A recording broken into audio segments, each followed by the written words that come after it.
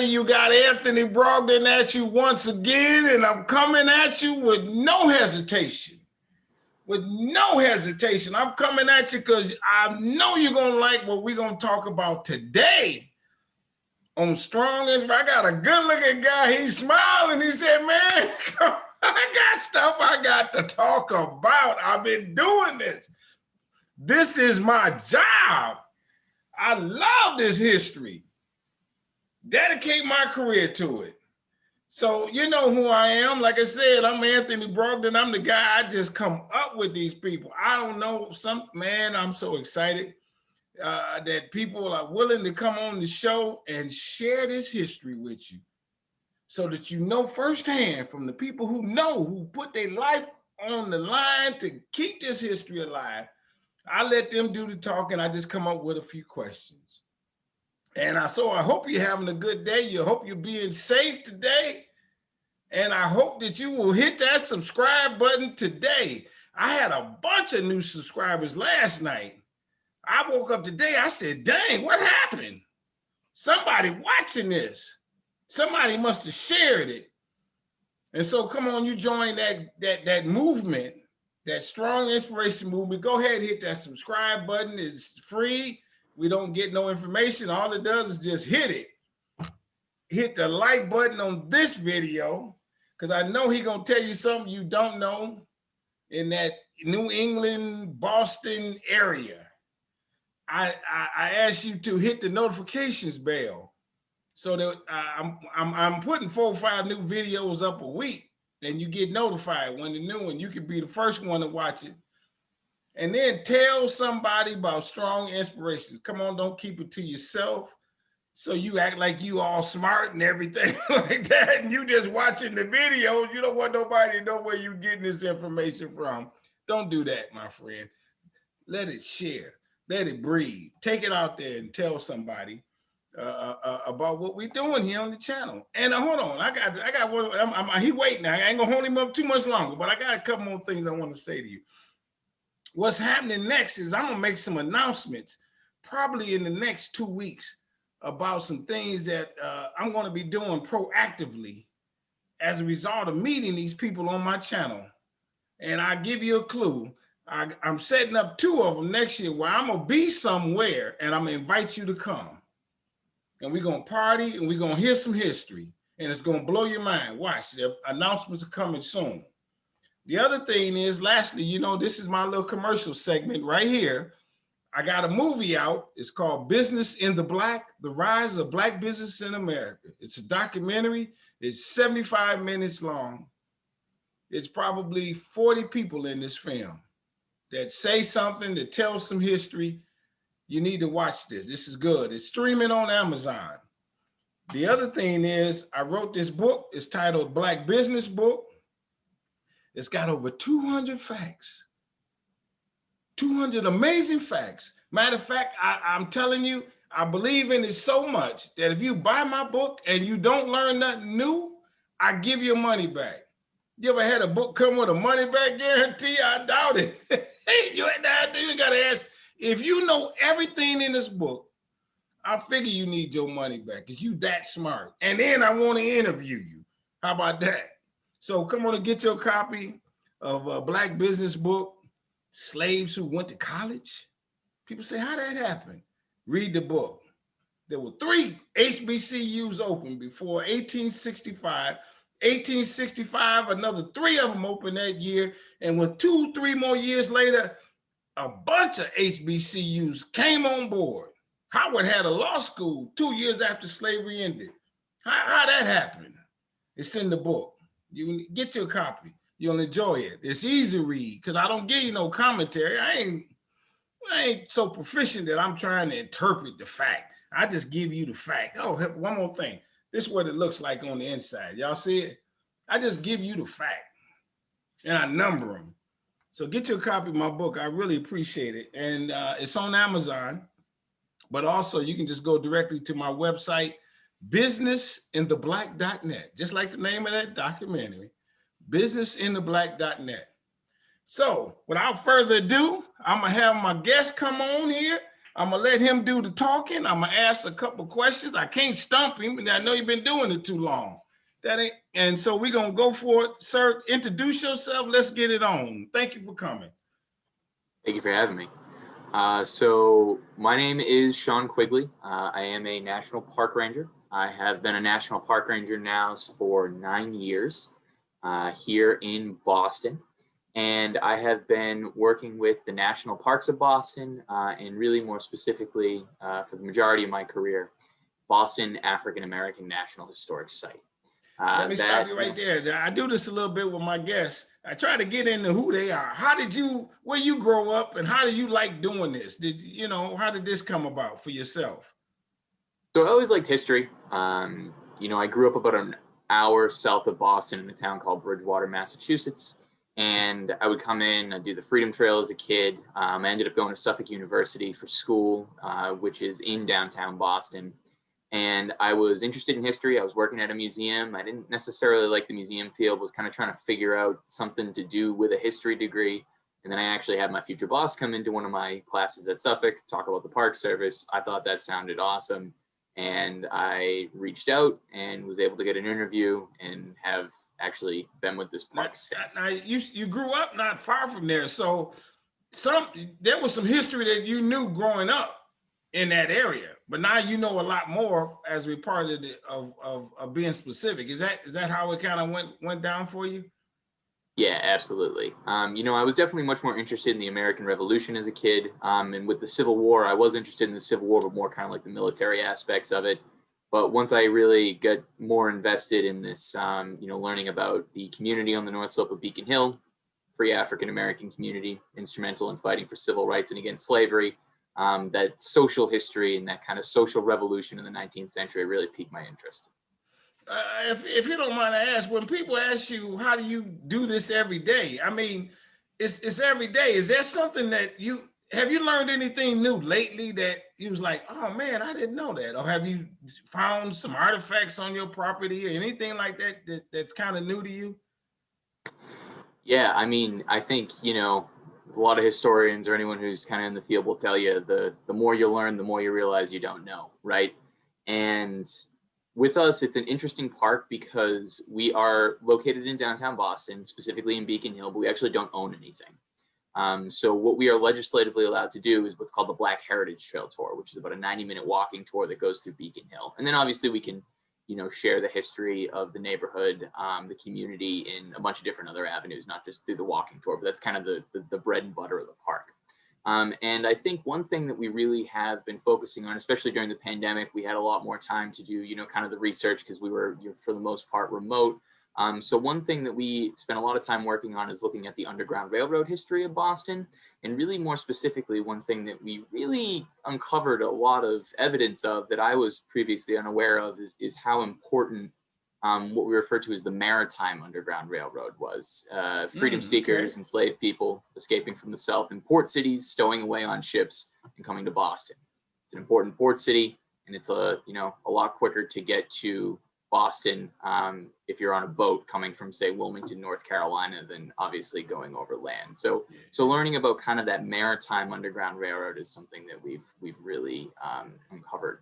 Yeah. Now, what do you mean? What happened? How did that happen for them to get on the ship and the ship captain knew they were there, or they had to hide? I heard of the Henry Box Brown scenario. You might have heard of him, and I heard of the Smalls guy, how he actually stole a ship. What's some of the stories that you talk about in this regard? So it's kind of a combination of a bunch of different things. The East Coast, with a lot of trade going on, that maritime culture, it was a really transitory culture. People are coming, people are going. And, within that kind of maritime culture, you do have free and enslaved African Americans working all in various port cities and on ships. So enslaved people in those port cities were, aware of this network that may have existed, and they had a couple of different ways and through evidence that we've uncovered of getting on board boats to try to come to Boston.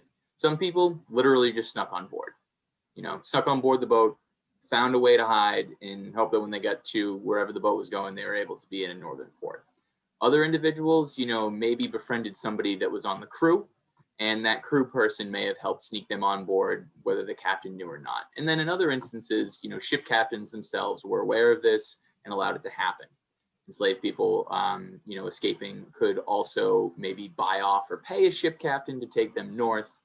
So it was a couple different ways that this could occur. We had one evidence of a man who actually had, his name was William Grimes, and a sailor on board like helped him get onto the ship as a stowaway, but actually like carved out a section of a bale of cotton, and he stayed within that cotton to make his way north. Oh, okay. Yeah, there's a really powerful story of a young woman named Elizabeth Blakely who escaped from Wilmington, North Carolina. She's about 14, 15 years old at the time. And her enslaver, a man named George Davis, really was pretty sure that she was on, and he actually ends up smoking out the vessel with tobacco and sulfur a couple of times to literally try to get her to come up for air.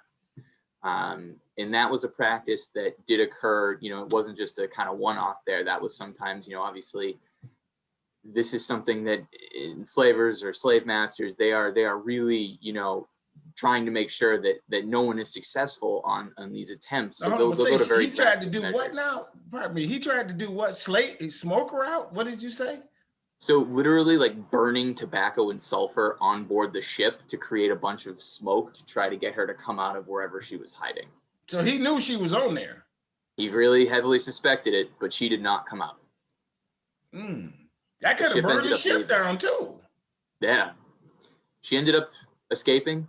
She made it here to Boston and ended up living a little bit in, doing some research in that kind of through census records and stuff. We discovered that she lived in likely New Haven, likely Canada, and then eventually resettled in Boston and lived until the early 1900s. Now, when we talk about them getting on the ship, was there in your research a particular state, like was North Carolina more of a trade, or South Carolina?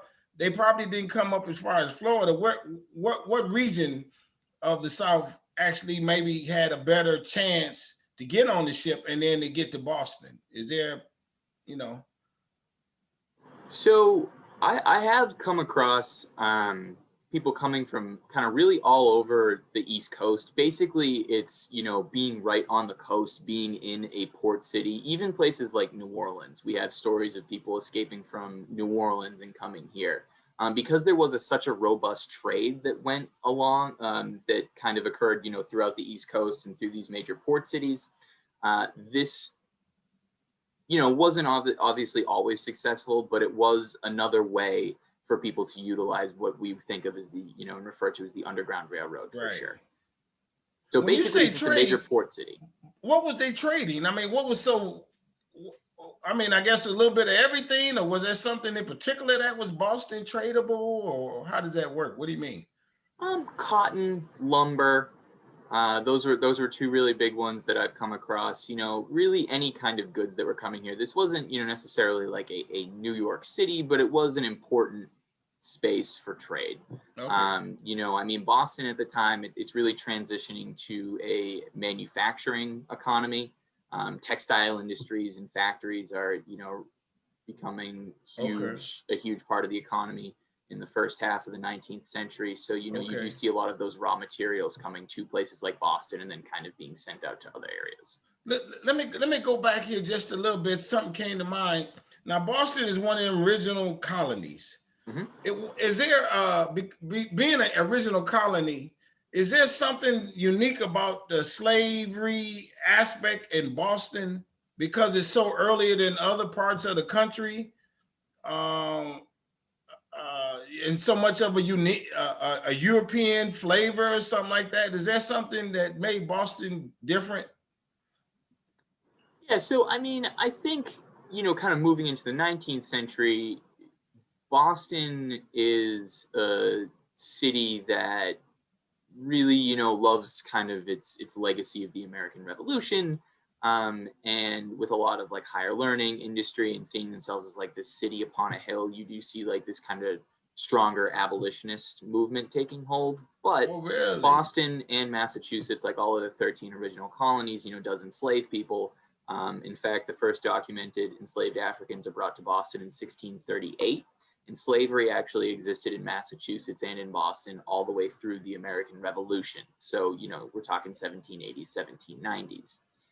And slavery in Boston is going to be different than, you know, slavery in, say, Virginia or South Carolina. You don't have any like major plantations here, but slavery did exist. At the time of the Revolution, roughly 1750, 1760, Boston's population is about 15,000 people, and there about 10% of that population is actually enslaved. You know, kind of, and I think what you see with slavery here more so, say, for example, John Hancock, who signed the Declaration of Independence. You know, he's an early patriot leader. He's one of the wealthiest people in Boston. And he had not like a huge number, but he did have enslaved people in his household, you know, working as servants, kind of butlers, that sort of thing. So you do see slavery in Boston is kind of more of wealthy people having enslaved people in their homes, or if someone owns a farm, having one or two enslaved persons at that space. So, you know, I mean, simultaneously, like as the revolution is happening and you have, you know, these cries of taxation without representation is tyranny, and, you know, we are being treated like slaves by Parliament, you know, at the same time, same breath, people are actually enslaved here. Would you imagine that people who had the slaves as servants were not as brutal as those who had them working in the fields? That's not a blanket statement, but you know what I mean? Is that we're a nicer kind of person, we just need help around the house, that kind of thing?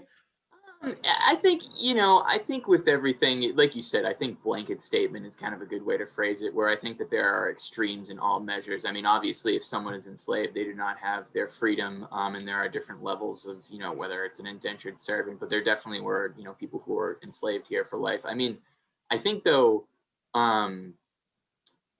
like, to kind of give a more harsher or starker example, there was incident where an enslaved person in Charlestown, I believe, he attempted to poison a enslaver or slave master, and he was punished by being like killed, but then put in like a gibbet, which is like after he was dead, and like it's often used with like pirates, where it's like that almost like a cage, like with a dead person. And Paul Revere, when he goes out on his midnight ride, and his account of it actually refers to going past where this person was. So I mean, that's again kind of highlighting the brutality of obviously this system that, you know, was not just in the South. It was very much brutal here in the North too. Oh, really?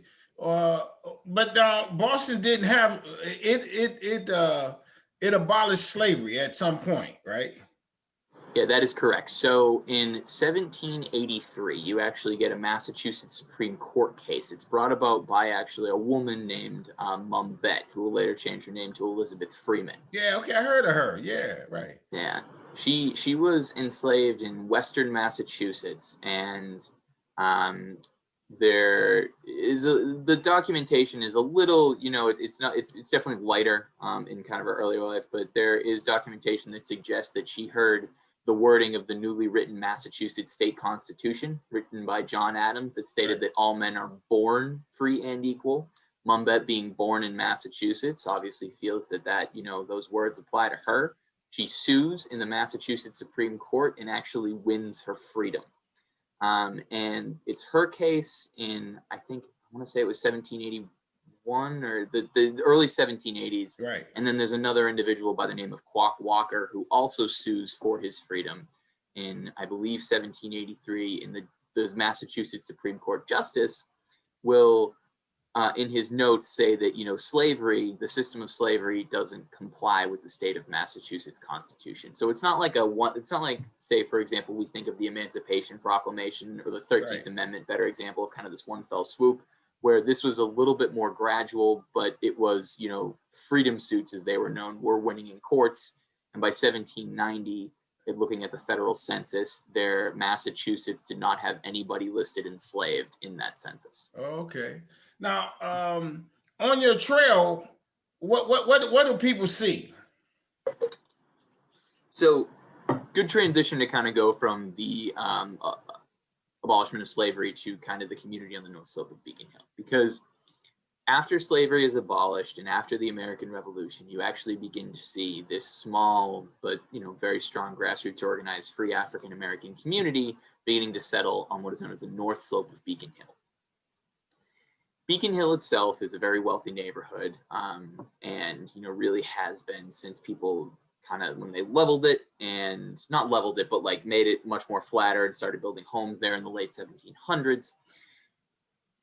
You see the southern slope of Beacon Hill, which faces the Boston Common, is a very expensive area. That's where we start. We start at the Robert Gould Shaw 54th Massachusetts Memorial, which we'll definitely touch upon a little bit later.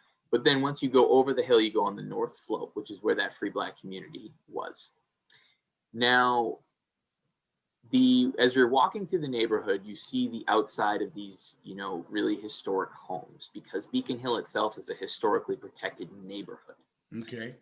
You can't change really the outside of your home without jumping through a bunch of hoops, but you can change the inside of your home. So all the residences that you see, except for the last two, which are owned by the Museum of African American History, are actually private residences. But as you go through the neighborhood, you know, you really get a feel for what it would have looked like. And you also, you know, can use these structures that still stand to really tell the story of how the community begins to settle here on that north slope of Beacon Hill, and locally lead a fight for civil rights, and nationally lead a fight against the institution of slavery, as well as operate Underground Railroad safe houses. Okay. Now, is it at that time, back whenever the years you're talking about, is that a predominantly a Black neighborhood, Beacon Hill? So half of it is. The southern slope of Beacon Hill. So basically, I know that I don't have a map in front of me right now, but basically half of the hill, the part of the hill that's facing the Boston Common, expensive place to live, north slope of Beacon Hill, the other side of the hill, or what was known as the back side of the hill, was predominantly a Black neighborhood. Boston's African American community at the time period, we're talking 1860. If you look at the census, is roughly 2,200 people. Compared to how many otherwise? Yep. About 70% of that population lived on the north slope of Beacon Hill. Okay, but you said there's about how many Blacks and how many non-Blacks in that population? Would you know, I mean, yeah. So total population of Beacon Hill, I don't have the exact numbers of that, but I do know that it would have been, I mean, the entire population of Boston at the time period is roughly about 115,000 people. Okay. So it's a small percentage, but it's almost 2,000 people, African American community, living on the other side of Beacon Hill. So it is on that north slope predominantly a Black community. Let me ask you this. Is there some disadvantage land-wise, the north to the south side of Beacon Hill, why somebody wanted to live on that side, say, yo, you can have that side over there because that's where the mosquitoes are, but we're not living. Is there something to that? Yeah. So that's a, you know, very, very good point to bring up, because it was on the backside of Beacon Hill. It was facing the Charles River, which at the time period is essentially like Boston's like 19th century trash can or landfill. So it's not like a great place on the backside. It's right facing the water, where the other side, you know, facing the Boston Common, public park. There's also at one point a rope walk back there, which is what was, basically it's a long building that was used to make rope for ships. And by all accounts, that also was something that did, you know, it smelled pretty bad. And I think because it's on like the backside of the hill, that is really why you see the land being cheaper, more affordable. Right. It's not really an expensive place to live on the backside of Beacon Hill until the later half of the 20th century. Right.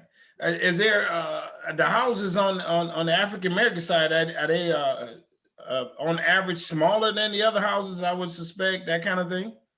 So they're actually, what's interesting about them is the they're more kind of like apartment, like tenement style housing where you have like multiple floors. We would have had people living on different floors. Where if you're on the southern slope of Beacon Hill, it's like these beautiful brownstones, massive. Yeah, I got you. I got you. Is there was there a street that had a number of, as you go up the years, a street that had a number of African American owned businesses, and so that they could be self-contained in that Beacon Hill and didn't have to go to, let's say, the white side of town to do any, much? So there were sections of African American businesses. There was not necessarily like an entire like street where it was just dedicated, because Right. it was, it wasn't like a completely segregated city necessarily. Segregation absolutely does exist, but that part of the neighborhood, there were some poor like Irish white workers as well. It wasn't just completely an African American neighborhood that was like separated by one street. But Right. the bottom of Beacon Hill, Cambridge Street does have some African American businesses, including one that was owned by a man named Lewis Hayden. It was a clothing store, and he was one of the most well-known operatives of the Underground Railroad in the neighborhood. It is noted, everybody, check it out. I mentioned this in my book, that there was a guy by the name of Malcolm Allen. Malcolm Allen is considered the first lawyer, black lawyer. Have you heard of him? And he's in Boston. So I think I've come across that name before. Did he come before? Do you know the name Robert Morris? Yeah, I do. And I don't know if they were partners or what. Was Robert Morris an attorney? He was. Okay, they might have been partners, but Malcolm B. Allen is considered the first licensed, educated attorney in America, actually. And he practiced in Boston. Are there other significant people that played a role in as an abolitionist or otherwise in the Boston area that you know that maybe grew up in that Beacon Hill area or just in general?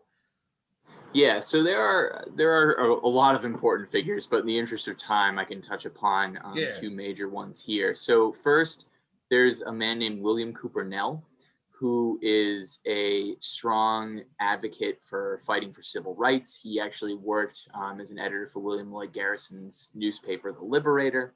He wrote a book called The Colored Patriots of the American Revolution, in an effort to highlight, obviously African Americans' involvement in the foundation of the country and the war for American independence. He was a historian, and he also spearheaded an effort to integrate public schools in Boston. And through his efforts in 1855, Massachusetts actually passes laws desegregating its schools throughout the entire state. He left behind, fortunately, a lot of writings.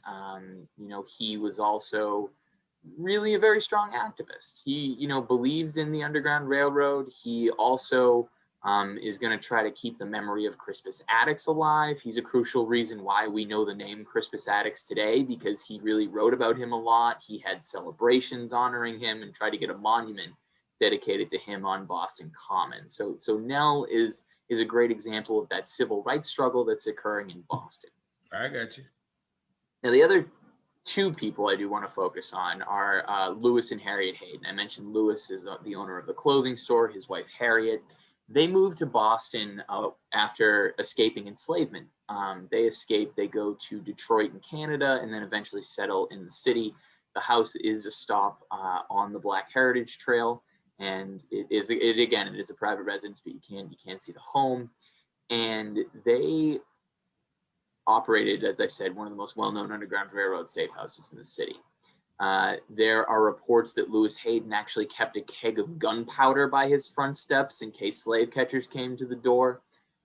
He harbored, very famously, William and Ellen Craft, two people who escaped from enslavement in a unique way, where Ellen Craft was very light-skinned, could pass as white, dressed up as a man, boarded a train. They stayed at Lewis Hayden's home.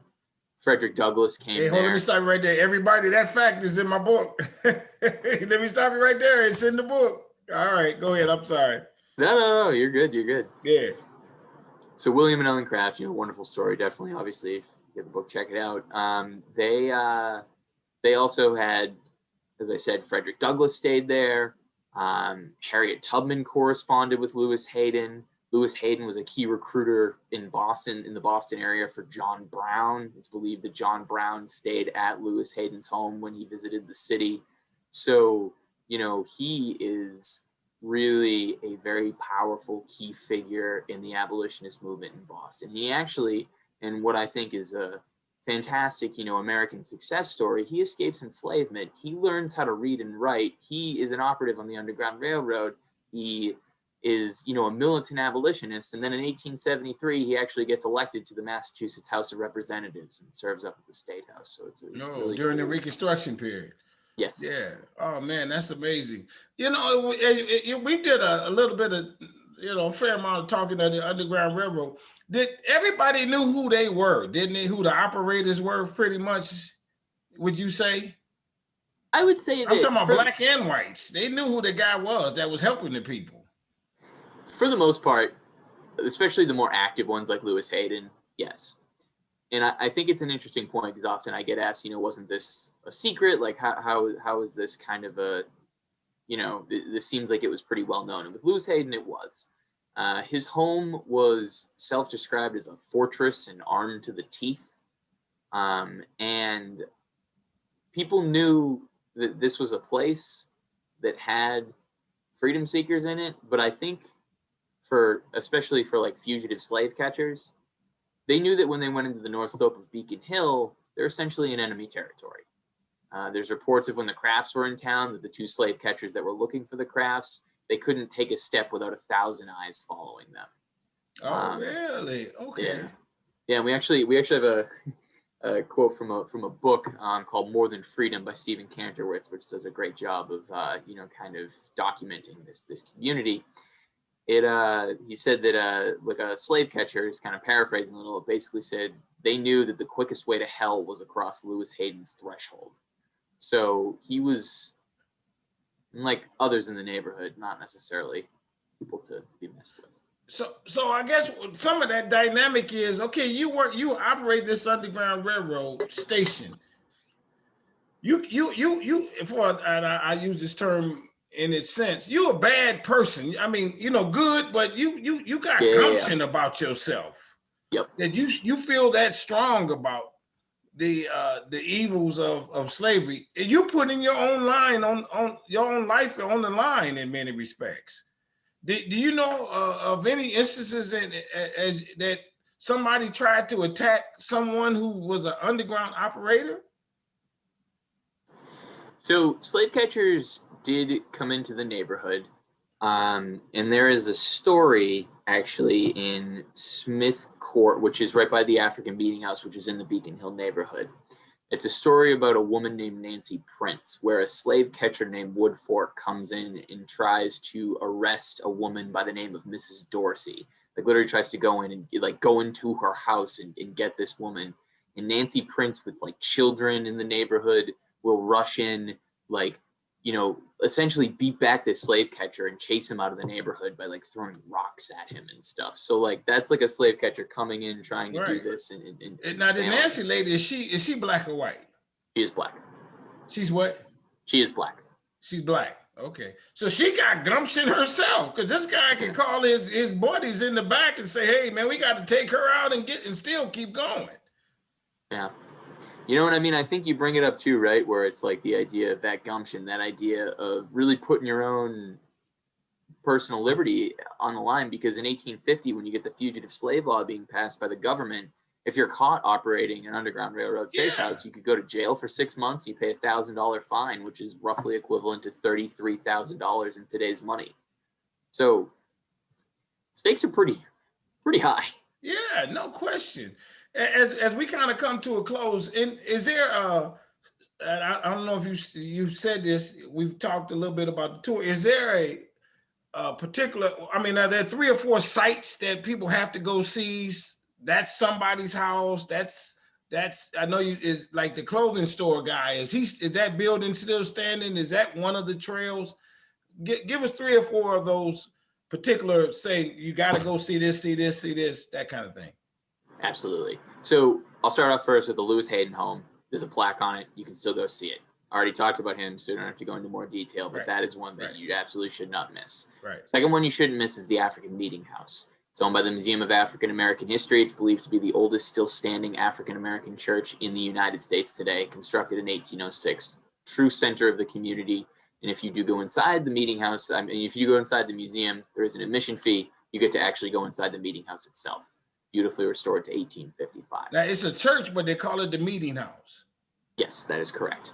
It was an African Baptist church. Were there But it was- significant meetings that happened there that planned something that you all say, hey, this was where they planned whatever?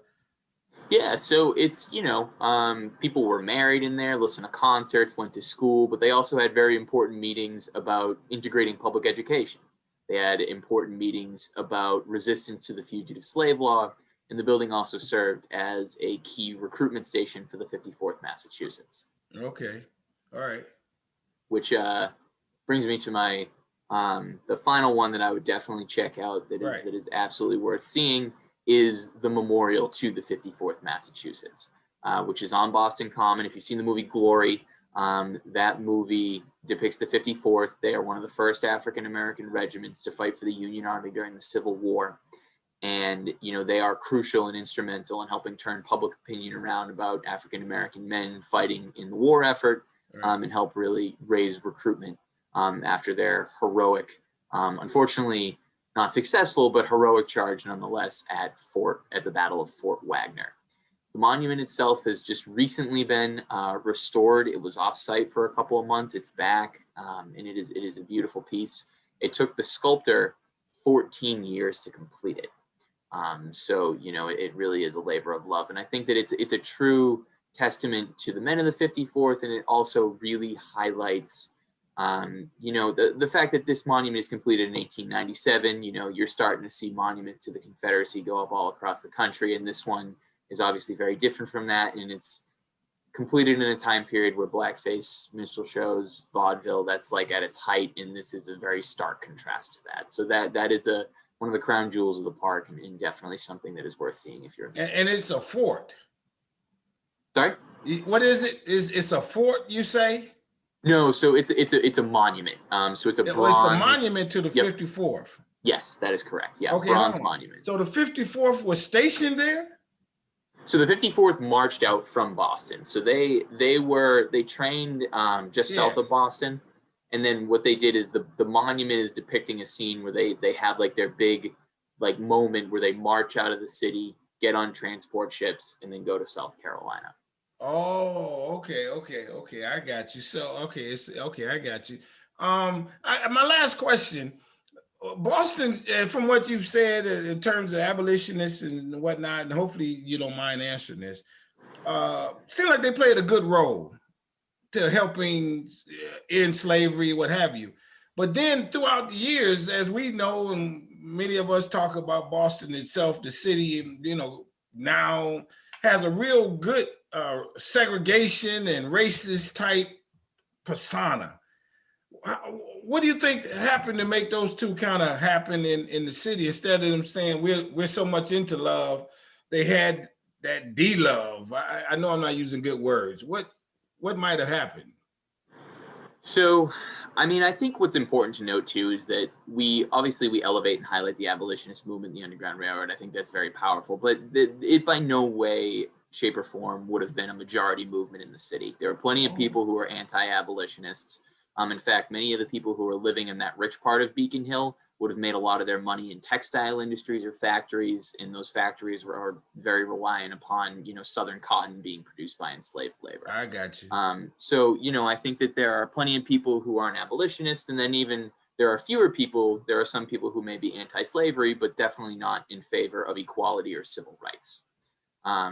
Still kind of viewing the African-American community as second-class citizens. And I think that, you do see gains that take place in Boston and in some places throughout the country and the immediate aftermath of the Civil War and the Reconstruction period that we talked about. But, I think that history is not necessarily like a linear trajectory of just always constantly improving. I think that there really truly are ebbs and flows. And I, see in Boston, like in, I think many cities, all throughout the country, you do see, obviously, racial discrimination and segregation continuing. You know, as you move into the, you know, later 1800s, early 1900s, you begin to see a large influx of African Americans coming from the South. Obviously, what is known as the Great Migration, coming to places like Chicago, New York, but also in some ways in Boston. And with a large influx of individuals coming to the city, you begin to see, you know, more practices like redlining, where you have banks and people saying that, you know, we're not going to lend to you because you're a family of color. You can only live in this certain neighborhood. Right. When you get that, you know, there are city resources that are not being divvied out evenly. And then you have schools that are going to become, you know, that de facto segregation, whereas you know, not legally segregated public schools, but by, you know, through, you know, those racist practices where you live, your school may be 95, 96% African American, and those schools are, you know, historically, and looking back at it, going to be underfunded. And that's why you get in the 1960s, you know, the Boston branch of the NAACP suing Boston's public schools because they were racially imbalanced, and they were. And, you know, I think in the aftermath of that, obviously you do have, you know, the 1970s, you have what obviously many historians and people refer to as the busing crisis, and, you know, those horrible images of rocks being thrown through school bus windows. And I think that it's important to always acknowledge triumph and success and elevate stories that may be not as well known, but I think it's also equally important to make sure that we do discuss and acknowledge things that, you know, are definitely looked at more tragically, more hard history, difficult conversations, because, you know, you got to take the good with the bad to try to understand how we can make a better future. Is there a question that I have not asked you that, you know, some point that in particular, what's the website, and how do people come and see you and take the tour and that kind of thing? Yeah, so we actually, our website, if you look up Boston African American National Historic Site, we're a National Park Service website. We have a lot of wonderful resources on there. We actually have an Underground Railroad hub section of our website with a map of documented Underground Railroad sites, and a lot of other information related to it. We also do have a free audio tour if, you know, you can't make it but want to hear about a couple of stops. Now, if you do get a chance to come to Boston, we are currently operating a tour schedule of Wednesday through Sunday. We have public tours available at 10 a.m. every day, Wednesday through Sunday. And then we also, if you have a group kind of bigger than 5, you can call us and we can set up a reservation for you sometime in the afternoon. Our partners, the Museum of African American History, are open Monday through Friday. That's where the African Meeting House is. And you can go on their website. They do require time ticket entry, so you can purchase tickets on their website. Last question in this regard. When if they were to take your tour, do they meet you at one building? Like what's building number, what's starting point number 1, and then you do you walk through this trail? How does that go for people? You start at the Robert Gould Shaw 54th Massachusetts Memorial, right on the Boston Common, across from the Massachusetts State House. It's about roughly a 120, 130 minute tour. I'm sorry. It's roughly like a 90-minute tour. Okay. And it's about a mile walking, goes through Beacon Hill, and actually ends at the Museum of African American History. Okay, gotcha. All right, well, hey, everybody, this is what we do here at Strong Inspirations. I've been to Boston a couple times, and isn't there the Roxbury neighborhood? Isn't that? There's another neighborhood that a lot of African Americans lived in, isn't there? Was it Roxbury? Roxbury, parts of Dorchester, parts of Mattapan, predominantly today. South End, historically after Beacon Hill. I've been. I know. I went there and took a tour and stuff. Boston's a pretty city too, everybody. So hey, this is what we do here, Strong Inspirations. I find these people, you know, some of them got uniforms on and so on and so forth. And then, yeah, you get the uniform, you get the girls. I guess that's how it kind of goes too. I can appreciate that though. And so thank you to coming on the channel and sharing this with us. We're going to share this out, let people know so they can come. And the weather's good all the way till about October, November for walking, maybe. It doesn't get too cold in Boston, does it? Yeah, it is New England, so you never quite know what you're gonna get up Right. here. You can't But it can get a little chilly in there for you. I do the Northeasterners or whatever they call them. And so everybody, come on, hit the subscribe button to the channel. Hit the like button on this video because I know you didn't know some of those things. Hit the notifications bell so you get notified. Hit the tell somebody about what you learned here in this channel and what you learned on this video in particular. And to you, my friend, I say with all sincerity, I want you to stay strong, stay safe, stay on your grind. I love what you're doing. You educating them people who come to see them tours. You shared it on our channel. You're learning some things. I'm sure it diversifies your mindset, makes you look at the world a little bit differently and with more equality or what have you. Thank you for that. Everybody, we out. Have a good day. Bye-bye.